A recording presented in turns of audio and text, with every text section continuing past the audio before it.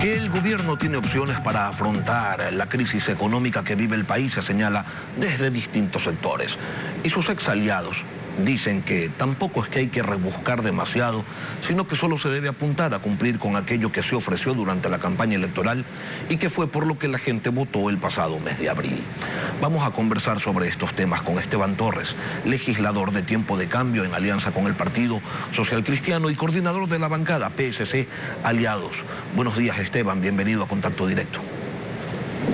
Buenos días, Lenin, a las órdenes. El Partido Social Cristiano discrepa con la proforma presupuestaria 2022 y con el proyecto de reforma tributaria. Respecto a la proforma, se señala que es de corte fiscalista, se aumentan impuestos, se incrementa el gasto, se reduce la inversión pública. Concretamente, ¿cuáles son los números que demuestran estas afirmaciones que ustedes realizan? Bueno, la proforma, al igual que el proyecto de reforma tributaria, no se ajusta primero a lo que se propuso en campaña, a la visión que esperaban los ciudadanos el 11 de abril de este año. Es el mismo plan fiscalista, es un plan que no reduce en absoluto el gasto público, que no intenta siquiera reducir en algo la nómina del Estado, renegociar la deuda que tenemos especialmente con China. Es decir, es de la misma receta que vamos ya durante muchos años siguiendo y que lamentablemente en esta proforma ya no se ven esos cambios, porque uno podría hasta entender que en la proforma prorrogada del 2021 había que seguir con lo que dejó el gobierno anterior, pero en esta nueva ya se debía plasmar esa nueva visión de país que el país espera y esperaba el 11 de abril, y eso es algo que no se ve en los números. Ustedes hacen un señalamiento que es bastante grave, que los números de la proforma 2022 no coinciden con el plan de desarrollo cuatrianual. ¿Cuáles son esas contradicciones? Bueno, hay varias contradicciones en la estimación, por ejemplo, de ingresos por el tema petrolero. Acuérdese usted que en la proforma cuatrianual había unas expectativas altísimas de casi duplicar la producción petrolera en el país de los 500.000 barriles a casi 1 millón de barriles, pero en las distintas proformas se ve que eso no es real. Es decir, por uno fue el discurso en el plan que se presentó con muchas frases de economistas liberales, libertarios, y otra ya son los números fríos de cada una de las proformas, en la que nosotros además hemos tenido siempre una posición sensata, que es la de la abstención en la Asamblea, sin obstaculizar absolutamente nada que el gobierno tiene el derecho de decidir, pero tampoco aceptando varios de los recortes y cambios que, como le digo, no van de acuerdo ni con la propuesta de campaña, ni con la visión que espera el país, y por supuesto tampoco con la propia proforma que se ha presentado. Un ejemplo que lo he dado es en el tema de los ingresos petroleros. Hemos mantenido esa postura, como le digo, correcta frente a esto, sabiendo además que en el tema de proformas presupuestarias pasa por el Ministerio de la Ley lo que el gobierno decida y poco puede hacer la Asamblea. Hablemos de posturas entonces. Respecto a la proforma, sí, el Partido Social Cristiano se abstuvo en una votación de mayoría móvil. Una abstención ayuda a que se apruebe un proyecto porque aumenta el número de votantes y disminuye el número de votos en contra. ¿Tendrán la misma actitud, la misma conducta con la reforma tributaria? Bueno, en el tema de la proforma, de hecho, existieron más de 71 votos para observar la proforma y devolverla al gobierno, con la abstención del Partido Social Cristiano y, por supuesto, incluso el propio gobierno que se abstuvo. Existieron los votos y esa proforma tendrá que ser devuelta al Ejecutivo y volver nuevamente a la Asamblea. En el tema tributario, yo creo que el escenario es distinto. Tenemos que ver cómo se plantea la votación.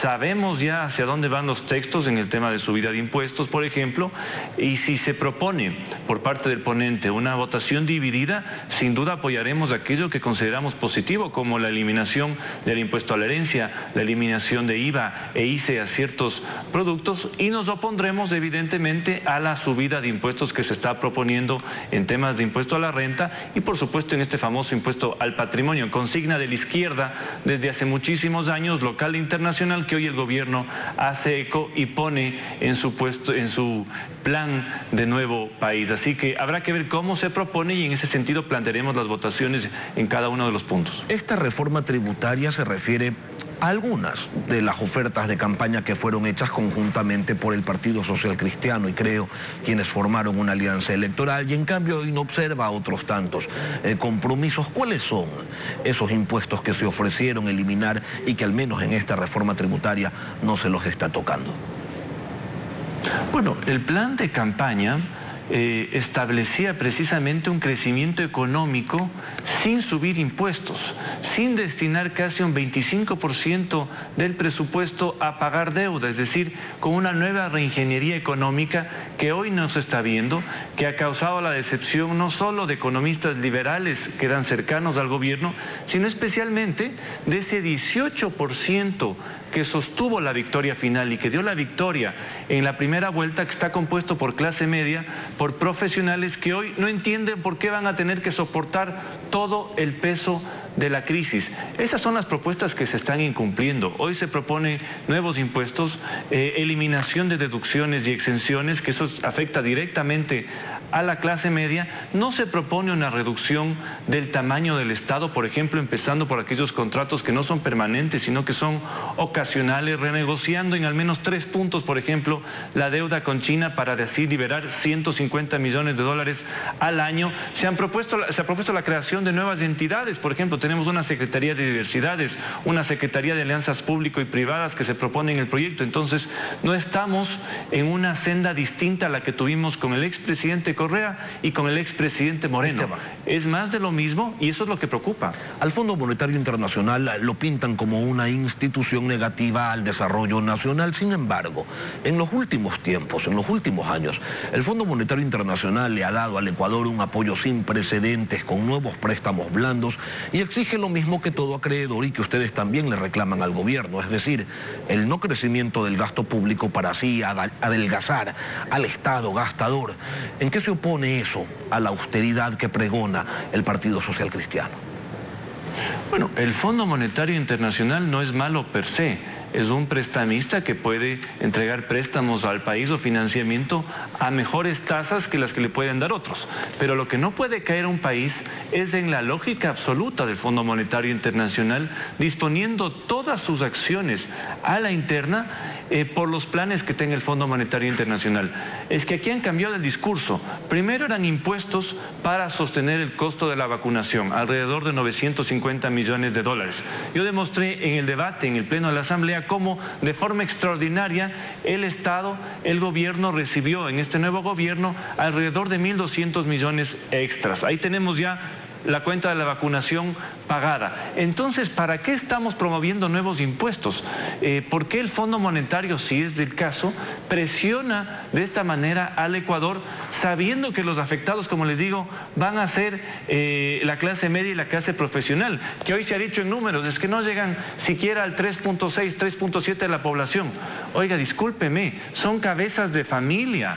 Son cabezas de familia, no es un 3.6% de la población, es un 18%. Es esa votación de primera vuelta la que va a soportar el peso de esta crisis. Entonces, una cosa es mejorar las condiciones, por supuesto, del financiamiento, y otra muy distinta es caer en un plan absoluto de que el gobierno tiene que hacer lo que diga el Fondo Monetario. Eso es distinto. En otro tema, quiero pedirle una precisión en función del tiempo y quiero referirme a la crisis carcelaria. Nos hemos llenado de diagnósticos y quisiéramos conocer cuáles son las soluciones que propone el Partido Social Cristiano.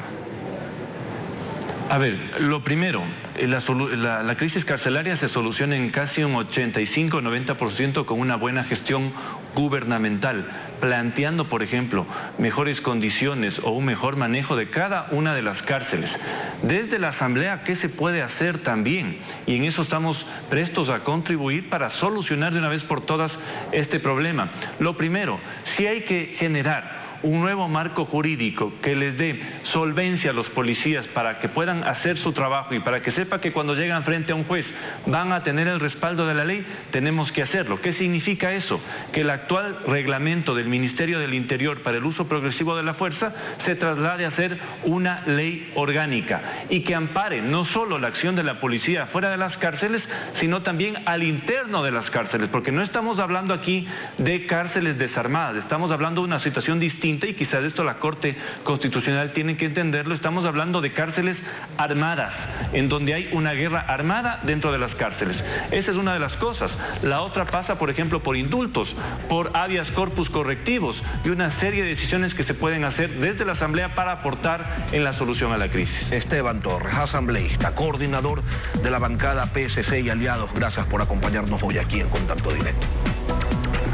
Gracias también. Saludos cordiales.